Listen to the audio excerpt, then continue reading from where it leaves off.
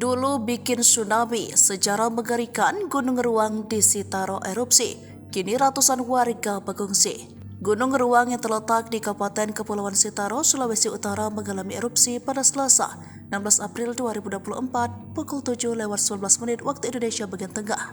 Selain erupsi, Gunung Ruang juga mengalami peningkatan level aktivitas dari level 2 waspada menjadi level 3 siaga mulai Selasa, 16 April 2024 pukul 4 dikutip dari Kompas.com. Kepala Balai Pemantauan Gunung Api dan Mitigasi Bencana Gerakan Tanah Sulawesi dan Maluku, Suliana DJ Rumampi ST mengatakan, Gunung Ruang memiliki letusan tipe Evosevia didominasi oleh semburan dan lelehan lava.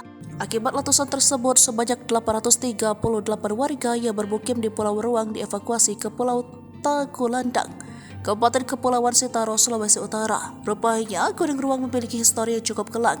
Dikutip dari Tribun Sitaro, Gunung Ruang diketahui sebagai salah satu gunung paling eksplosif di Sulut karena memiliki siklus yang tak menentu bahkan relatif lebih lama. Siklus yang relatif lebih lama tersebut membuat gunung menyimpan lebih banyak material sebelum dikeluarkan berupa erupsi. Bahkan pada tahun 1980-an, Gunung Ruang pernah menyebabkan tsunami cukup parah. Hal ini diungkap oleh vulkanologis dan subkoordinator mitigasi gunung api wilayah Timur Utara Pusat Vulkanologi dan Mitigasi Bencana Geologi Devi Kamil Syahbana. Namun Devi meminta masyarakat tidak perlu khawatir karena untuk tahun ini kemungkinan Gunung Ruang menyebabkan tsunami sangat kecil. Pasalnya letusan Gunung Ruang yang cukup besar pada 25 September 2002 saja tidak sampai menyebabkan tsunami. Akhirnya, karena sudah menumpuk tahun 2002 meletus besar namun tidak sampai tsunami.